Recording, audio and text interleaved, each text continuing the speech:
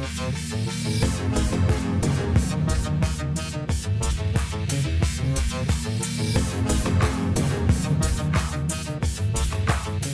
Sciforror Film Podcast.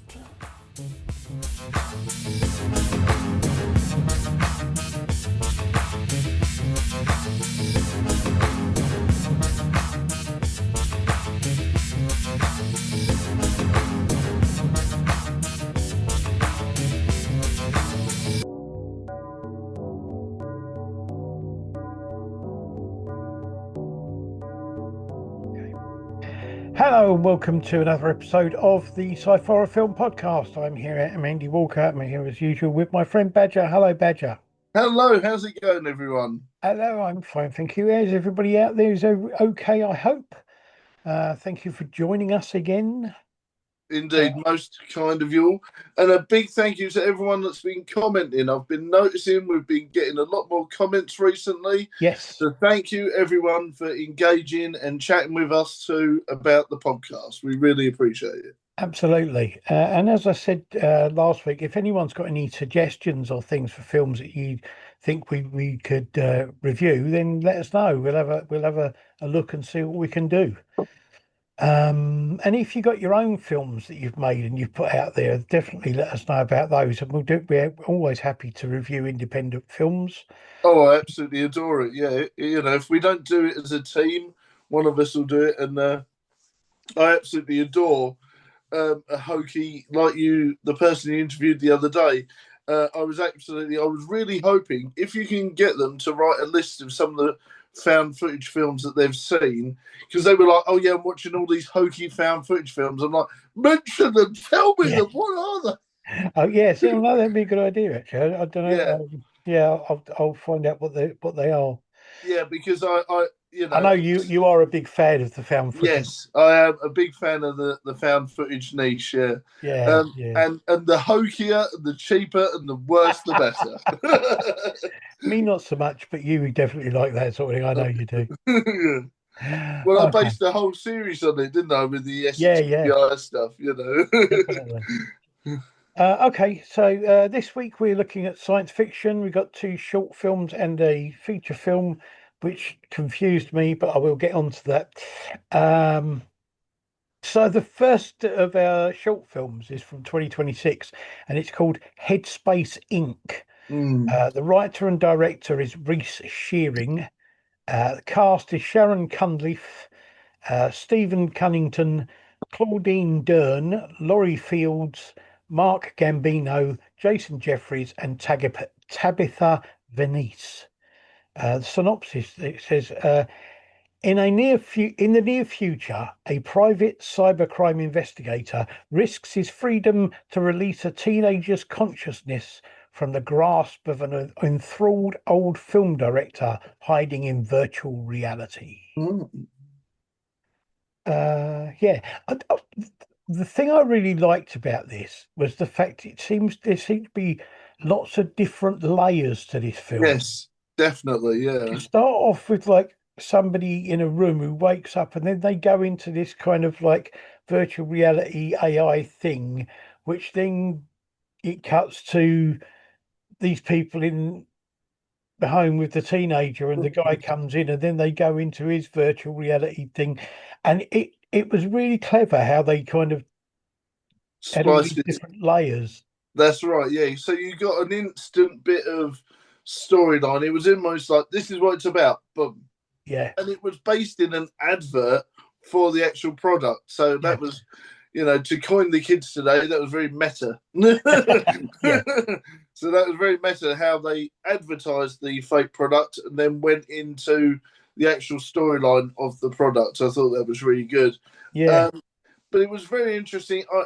Like you say, there was a bit of backstory, but then not enough at the same time. I love the fact that we had a Constantine rogue-like character as our main protagonist, who was like, you know, don't worry, even though I'm the rough around ready type, I'm here to save the day, you know. Yeah. And you get the corporate geek who was like, no. Yeah. Fantastic. I liked the fact that when he goes into the virtual reality thing, that the section in the cinema where he goes there to the film director, I like the fact that that was kind of black and white. Yes, as well. And there was a few subtle changes to the main character as well. Like his hair was neater, and he, as a person, was a bit more presented well. Yeah, So there was definitely some versions of how he perceived himself and how he looked in real life. There was lots of differences like that. it was. I mean, I thought I think it's a really good film. It's a great idea, and I Mm, think it's really well made and well acted. And some of the effects are really good. I mean, the effects of the actual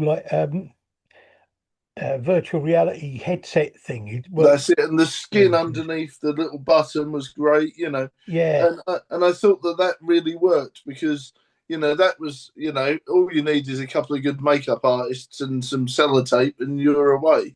But it yeah, worked really well. yeah, You it know did. how, and it looked like the skin was sort of, and that's another thing, isn't it? It's body modification. That was another layer to it. It wasn't just VR. It was tapping straight into their spinal cord and things like Yeah, that. So they were absolutely. body. So that's another layer to it. It was almost like VR, but very over the top. I And think. I mean, I a lot know. of stuff in Black Mirror, and a lot of people are worried about that Oh as yeah, yeah, well. And absolutely. there's a new film out called Have Fun. What's it called? Have Fun, Don't Die, or something. Yeah, yeah. I remember, yeah. Keep, and that's part of it as well. There's a bit in there all about VR and how it's easy to get entrapped in that. So, very Yeah, no, interesting how that gets about. absolutely. I mean, technology is a big thing at the moment for people. Lots of people are very concerned about in lots of ways, and I think this does sort of tap into that really well. I know you were saying about it doesn't give it enough of or a lot of a backstory, but I don't know. I kind of felt that this film really worked as it sat, and it doesn't really. It wasn't a film that I got to the end of and thought I want to know more. It just kind of Mm. it kind of satisfied, if you like. Yeah, I see what you mean, but obviously, I would have liked some, a bit more interaction of how he became the way he was. Yeah, But it was nice that we got a roguey type character, and he wasn't just all straight laced and boring.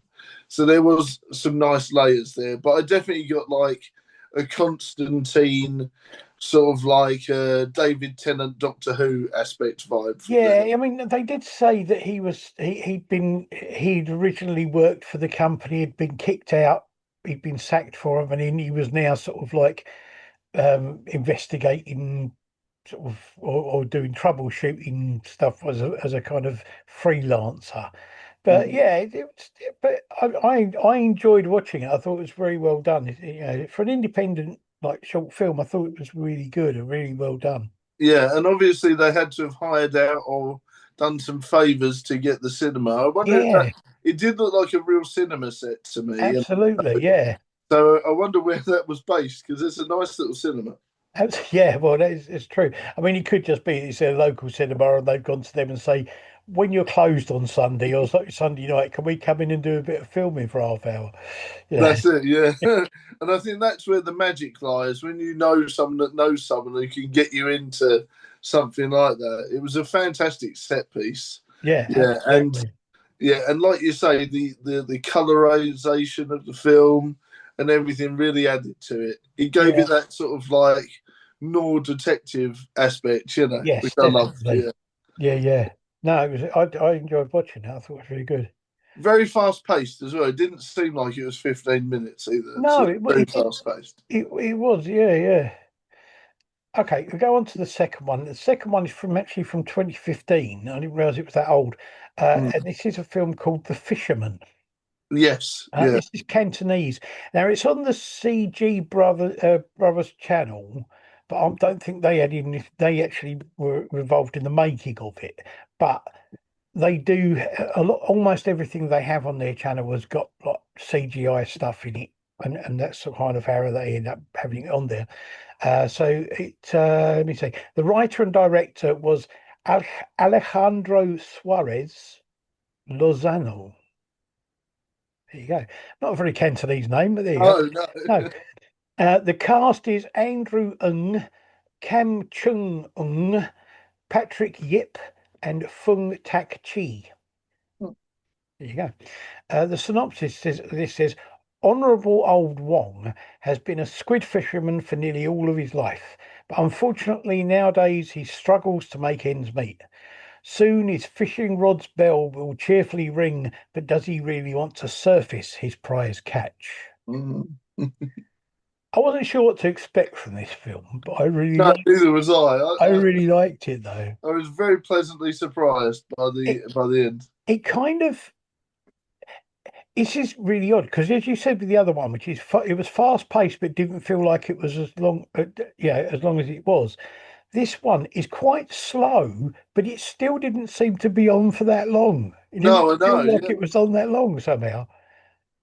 Weird. It was the tension, I think, because if you like sort of read up a little bit on it, it was like Jaws crossed with Independence Day. Yeah, Yeah, and yeah. I mean, it's that does, and there is something about that, watching and waiting in the water for something to come up.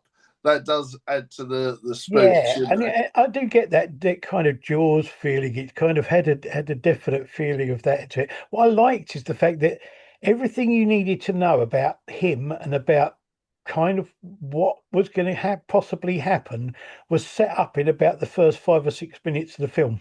Definitely, yeah, with the young'uns moaning about him and taking the mick, and obviously his rent on his boat and his house was due and all that Yeah, sort of stuff. Yeah, there was a lot of storyline very quickly, and it all added quite nicely to what was happening. I mean the age old storyline of the old fisherman going in for one last catch is an old story, but this definitely added something new to it. absolutely. Yeah, I mean, I think it looked great. The actual the cinematography of the boats in the harbour and that sort of thing being very crowded and that sort of stuff, and the city in the distance when he comes out into the water, I thought it looked brilliant. It was really well done. Oh yeah, it looked very beautiful, didn't it? You felt like, you were there with them, and Yeah, I did like the city, and all the lights were really beautiful on the boats. Yeah, it was very atmospheric, and it was. the noise of the water and the sort of clanking of the boat. I loved it. It really added to it. Really was. And I mean, the thing is, it's as I say, it goes along quite slowly, but then it builds to this kind of action ending, which Yeah. works really well. And the CGI effects I thought were brilliant. The alien and Mm. just I thought the aliens looked excellent. I loved them. Yeah. You It's know, like squid like octopuses in a way, wasn't it? It was like well, they were weirdly. kind of squid-like with an octopus-like, but they had legs that they stood on as well. And Yeah. it was they were really good. They were really well thought out. Yeah, and for something quite a few old years old, I do actually stand by that old CGI is better than new CGI. I don't know Absolutely. why, but I No, actually really liked it, and it didn't feel like it was cut out and put in there. It felt like it was actually in the scene, yeah. which was really And good. and it was really the hardest thing with that is for me is that so often in CGI is that the people who are interacting with it don't look like they're interacting properly with it. But it worked really well. He looked like he was actually there with that thing, and it was, Yeah, backing going him. after him and It, stuff. Yeah, it was really good. This one, I honestly felt like could be either a pre-credit scene for a bigger film or a post-credit scene after you've seen an alien invasion. yes, I agree with you. Yeah, it was a nice little film, wasn't it? And Yeah, like you say, it was self-contained, but then would have added on to any film involving aliens and things like that. yeah, You could absolutely. just imagine it as a bit of the end of Independence Day sort of thing. Yeah, yeah. Just when you think everything is safe. That's it. Yeah, Yeah, they attacked by water instead. Yeah, no, I liked it. I liked it. I thought it was a great film. I really enjoyed it. It was an enjoyable film. And again, it didn't feel like you were watching it for as long as it was on. No, You know what I mean? It felt yeah, like it didn't feel like it was a a long film to watch, even though it was quite slow in places, which is I quite know. a brilliant thing to Mm. be able to do. Yeah, oh, brilliant. And of course, the main actor was fantastically grumpy. Absolutely. Yes, definitely like that. He was a great character. Yeah, very funny as well. Like, there's that fine balance when you have a grumpy old man in a film. Yeah. You know, there's a fine balance between it being irritating and comedic, and this was very funny. Added to Yeah. the humour. Yeah. It was like a bit of light relief. There was some good To the humour speech. in this as Yeah, well as the whole action thing. Again, as I say, it gave kind of like Jaws sort of like vibes and Independence Day, those sort of things where you've got a bit of natural humour to it. definitely. Yeah, Yeah, thoroughly enjoyed that one. definitely.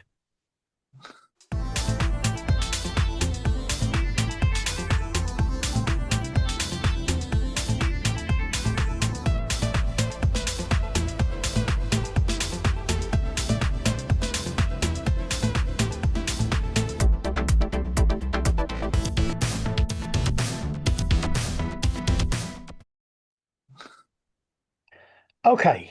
Oh dear. Our feature film, our feature film this week is I honestly thought this was an older film than it is. Yeah. Because I honestly thought that this was kind of 70s, early 80s. Yeah, no, it's more 90s, isn't it? Well, it's 1996, Yeah. really. Anyway, 1996 film called Space Truckers, which is a sci-fi comedy. The writers are Ted Mann and Stuart Gordon. The director was Stuart Gordon. The cast is Ian Beattie, Tim Lone, uh, Olin Faware, I know you pronounce that, Shane Rimmer, Charles Dance, Roger Gregg, Dennis Akiyama, Seamus Flavin, Jason O'Mara, Dennis Hopper, Sandra Dickinson, George Wendt, and Sean Lawler. Debbie Manza and Stephen Dorff. Mm. Now, there are others, but if you look on IMDb, you'll find the full list, that sort of thing. The synopsis says a space trucker and his cute fiancée are on their way from a space station to Earth with an unknown cargo when space pirates hijack them. 5,000 disintegrator robots are found in the cargo. Um, Well, I watched the 4K version of this, all shiny and new, okay. and it was a cluster cluck. Well, no, as I say, I honestly thought this was older, maybe 70s or Yeah. something, because although it's really weird, there are some quite decent effects in it, but there are There are also some really decent effects with it. And I was saying this to the missus, how it jumps in quality very quickly, how some things you think, wow, there's a piece of like hot dog mustard splatting on its own without anyone. And then the next minute, you blatantly see you might as well see the tip of the bloke's hand with the wires go to the plastic bag. the thing that gets me is like when Dennis Hopper punches one of these blokes, you can see the wires that are on his Yes. shoulders as he spins backwards through the air. It's Yeah, like, I wasn't sure if that was just on the Blu-ray or if it was on the. no, it's just it was. Yeah, the Oh, wire work was atrocious, and like I said, there was loads of times where you saw things that were meant to be moving about in space, and they blatantly had wires attached. the other thing is that the bits out in space where they've got the spaceships and that sort of thing. There were so many bits of that just reminded me of the outside shots when you watch Red Dwarf. Yes. They just look the same sort of thing. Yeah, I mean the budget on this must have been mental, but Well, it's if you weird. think about it, 1996, right? Yeah, Now, where are we? Stephen Dorff yeah, was an up and coming actor at the time, that's right. I but he don't think was. he'd been in Blade yet, had he? Or I'm was not. Blade? I'm not sure. I think Blade was a couple of years after. So, but he was quite. He was already getting well known. Dennis Hopper, is a well-known actor, and I was kind of think, and it's kind of been made many years different from doing Speed. No, So and it was weird because I said to the missus, "Why is Dennis Hopper the lead good guy and Stephen Dorff one of the good guys?" Like for me, I always see Stephen Dorff as a bad guy character and Dennis Hopper, yeah, and they're the lead good I guys. know. And you got George It was Wendt, who confusing. George Wendt was a like top name at the time because of the fact he was in Cheers. You got Yeah. I can't remember which one it is. Is it Seamus Flavian or Jason O'Mara? The guy who had the sort of like the tattoo thing down his face. Yes. He was in a number of films in the 90s, action films and sci-fi films. He was in about, I mean, I can think of about 5 or 6 films he was in where he played basically the same character, which is just Yeah. sort of like the hard henchman Yeah. who's kind of like there to beat people up. But he's good at it, you know. Yeah, they must have spent a bit of money on. I don't know. It was just weird. It was so bizarre because I reckon they must have filmed all the expensive stuff first, Yeah, and this is partly why I think it feels so disjointed, because I think they must have filmed loads of stuff with all the money, and then all of a sudden they've gone, right, we're out of budget, we've got £1,000 left in the kitty and some Maltesers. Let's get the rest of the film done. I've got to say the good effects are really good. I love the effects when the robots are killing people. The effect of them killing people and the limbs being left and that sort of thing was brilliantly done. Yeah. Um, It was a great amount of like good CGI and practical effects in there. Um, Absolutely.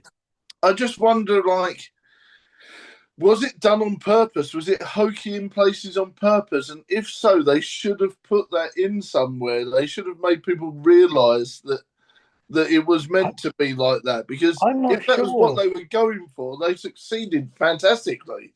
Yeah, no, I agree. I don't know. I'm not sure if that was though. I think they just think about it. I mean, I'm a bit confused with this. Why this film isn't talked about more by more people? I know. I was like, I swear I've seen it once or twice.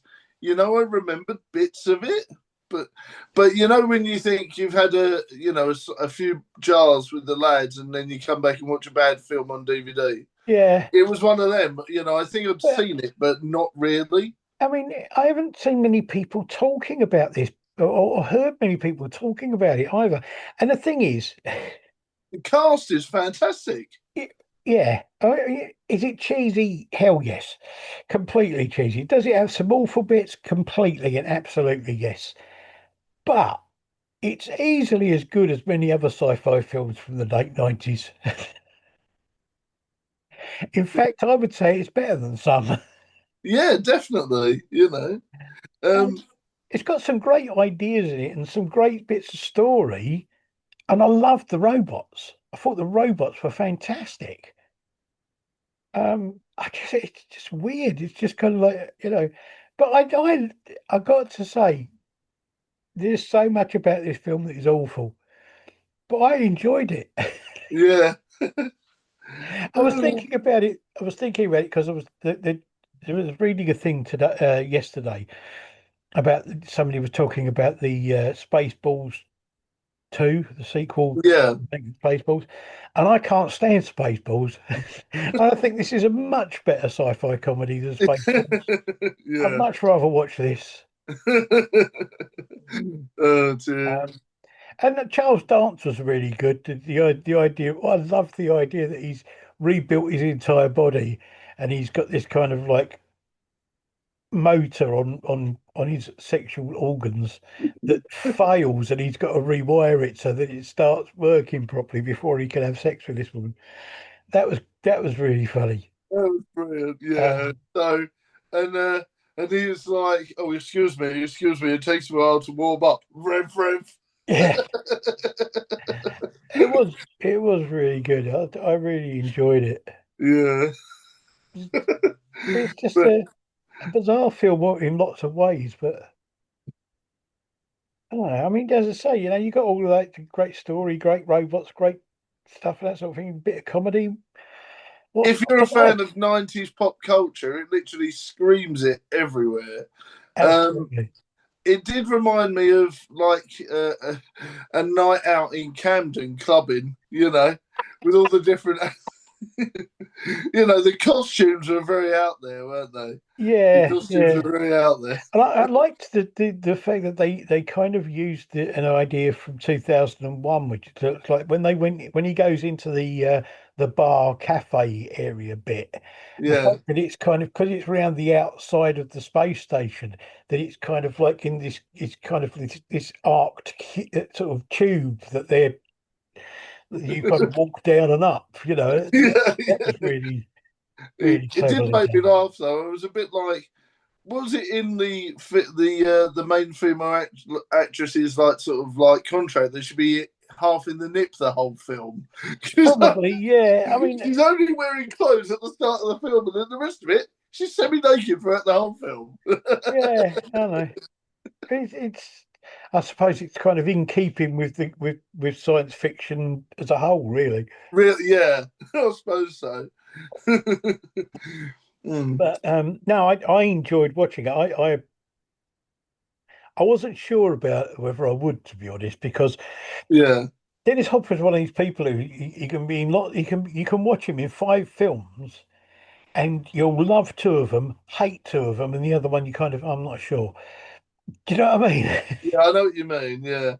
Well, Brad Dourif has been in some clangers as well. Oh Sometimes. yeah, But I recognised the main actress, but I didn't recognise her at the same time. Does that make sense? I'm yeah. I'm sure not I've seen her sure. in loads of stuff, but not recently. Yeah, I don't know what else she's been in really. So I think anybody out there have a look on IMDb or list her on there, and you'll be able to tell. But yeah, no, there were a few other people in it. I kind of thought, oh, I'm sure I know him from somewhere. But it's like the guy who plays the sort of like the the bloke who tries to kill Charles Dance's character at the beginning. Mm. And ends up as the president of the company and that sort of thing. I know him from lots of places. I've seen him play sort of everything from a like gangster to a police chief, but I can never remember him. No, Yeah, I know what you mean. Yeah, but no, it's good. I enjoyed it. I thought it was a great laugh, and it was sort of like very much tongue in cheek with nineties culture. definitely, As long as you think that you're going to be in for some nineties cheese, you're okay. Just absolutely. don't take it seriously at all. Yeah, no. As I say, I'm sure I've seen it before a long Mm. time ago, and I thought it was, as I say, I thought that it was a sort of 70s, 80s film at the Yeah, latest, but to find out it was 1996, I was quite surprised, to be honest. yeah, I know. Yeah, and like you say, the mixture of the budget was very bizarre. Yeah, And it was if you odd. 1 minute you're seeing these really good effects, and then as you say, the next minute you can see the strings that things are hanging in space from. It's like bizarre, absolutely bizarre. Yeah, And it and was, like, and also it's the same with the robots. 1 minute they look really well done CGI, and the next minute it's a bloke in a costume. yeah, yes, So it's like, definitely. you know, I did I quite think, like the fact that George Wendt was sucked out of the window of the diner. That was quite funny. yeah, Uh, but that was a fantastic effect for then as Absolutely. well. I really liked it. But that, like I said, it was so bizarre how they got to do that sort of thing 1 minute, and then the next minute they've got a bloke holding a, going. And They're probably saying to him off screen, "Hold it up higher, hold it up higher." it's a great ideas. It's the sort of like the fact that they got sort of like you had a kind of underground network on top on the space station that was sort of like doing illicit sort of goods being sent out and all that sort of thing. And the way you get to them is there's a robot in one of the toilets. You kind of like have to snap their head back and type in a number, and it lets you down to the. That was brilliant. Yeah, exactly. Yeah, that was brilliant. And some films, like their whole budget would have been on that model. Yeah, You know, when we reviewed the original Total Recall, a lot of the budget went on the Grand Master near the end of the film, didn't he? Where he was like had the person in the stomach. Yeah, And a yeah, lot of people said that a lot of the budget went on that. So it's yeah, amazing that they just had that just in that one particular scene. But like I said, the amount of actors in there, the effects and everything, and how well they did all the costumes and everything. The budget for this must have been through the roof, and I'll be interested to see if it made back the money. Because yeah, back then it would have been hard to make back all that cash. yeah. So I thought so. As I say, I mean, maybe I'm out of the loop or whatever, but I just don't. I haven't seen many people talking about this film. No, I would have no, thought it would have been, something that a lot of people would go, "Oh, have you seen that film, Space Truckers?" you know. But It's along the line of, obviously it's a modern day Plan 9 from outer space, isn't it? Really, yeah, it I really suppose is. in a way, In a way, it has that vibe to it. So, you would think people would talk about it. And what's the one with see, the one where everyone went to see it at their school play. What is it? Forbidden Planet. It oh yeah, reminds yeah, me yeah, of that. You know, yeah. I know what you mean. yeah, it definitely reminds me of like old school sci-fi. So Yeah, and not being funny, even you'd think people would be taking the mickey out of it and talking about it and cosplay and all that sort of stuff. But it just yeah, seems to have gone out of that radar because it would be perfect for cosplayers and yeah. people I of mean, that the sort of amount of different thing. outfits and uniforms and things in it, you would have thought that there would have been a lot of people doing that, but I don't know. I don't Yeah, know. no, it just seems to have avoided the main populace. Yeah, which is Yeah, a shame because I think this like sort of the new modern era, I think they would love it. The new generation, absolutely. very quirky. It is very quirky, but it's got that great kind of there's a thing at the moment which is like, harking back to the sort of like the 90s and the 80s and 90s sort of memorabilia stuff with films. So I mean, people redoing films and redoing new episodes of series of films and all that sort of thing. Yeah, I don't know. And apparently, I was in where was it the other day? I was in Rye, and I was in an old school DVD shop, and he said he was saying to me that a lot of his customers aren't even our age group; they're younger now. Oh yeah, yeah. A lot A of lot of people. younger people are getting into physical media because they've Yeah, yeah. grown up with streaming and Well, not owning anything, it's and now they're interesting. actually enjoying owning their stuff. It's interesting. Somebody I was talking to, Romford, was saying about the fact that they actually a few people have said about looking into the idea of reintroducing VHS tapes. Yeah, yeah, that's the one thing I want Trump to do. That could be interesting to do. Yeah, but yeah, I think it'd be fantastic if they can, because every now and again they do actually do that. I think Lady Gaga did one, and I think they did one for the last Alien film as well. So there are every now and again you are getting a VHS just sort of going back into the market a little bit, Yeah, but they're like it's not mass produced. It's like one of 1,000 and things like that. And I'm thinking, I want to see these bad boys back on HMV stalls. absolutely. Maybe we'll reopen Blockbusters. Yeah, well, there is. I think there's one left. A bit of trivia for you. There's The one thing, left in Canada. the thing is, it used to be when I was sort of like, well, 17, 18. It was like the over the road, just up the road from my mum and dad, there was a whole row of shops. There was an off license in the middle of the shops. Mm. There was a tobacconist at one end, and there was another off license right at the other end of the shops. Right, it was quite a long row of shops, but all three of those had a video club in them. Yeah, that's it. They That's all it. had sort of like three or four shelves at the back of the shop that were just full of VHS videotapes. I know. Yeah, I miss it. I really do. So do I. We have to become millionaires and start opening up a video shop. Becoming a millionaire first would be quite nice, actually. But Yes, yeah, yeah, yeah. We'll become millionaires and then we'll open up a VHS shop. absolutely. Yeah. All right. Okay, well, there you go. There's our three films. We had, what did we have? I forgot what we had. Oh, Headspace Inc., which we thought was really good. The Fisherman, again, really good alien invasion thing, and Space Truckers, which is it, it's it's not the best film in the world, but it's great fun to watch.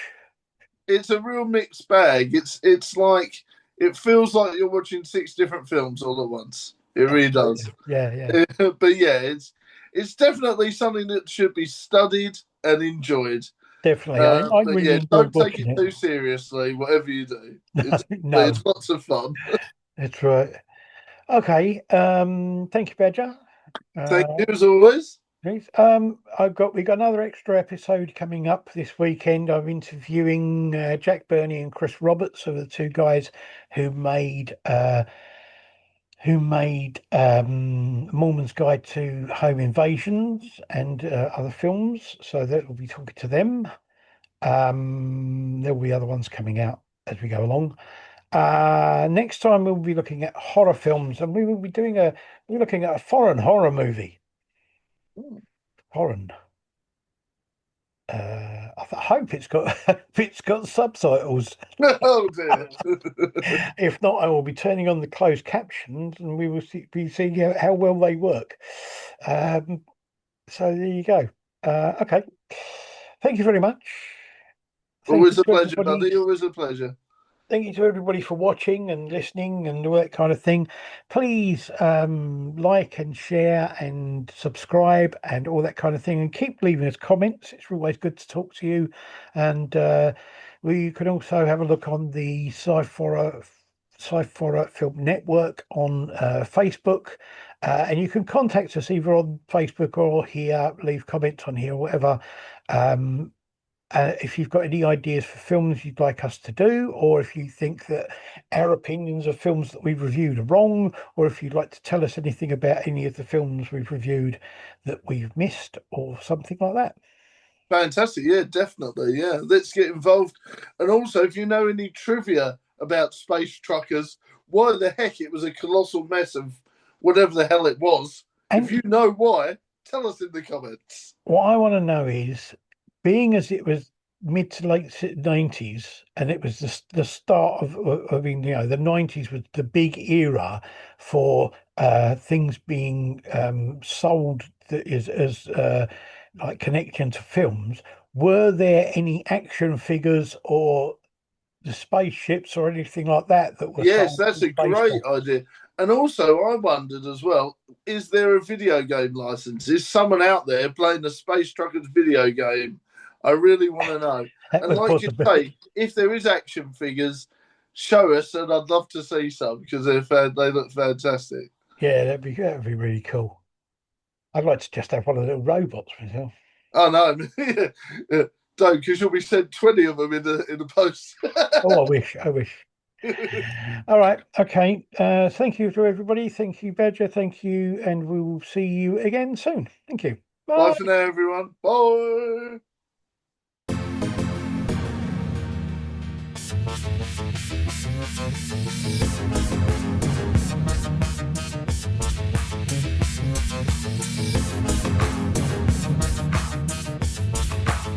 The Sciforror Film Podcast.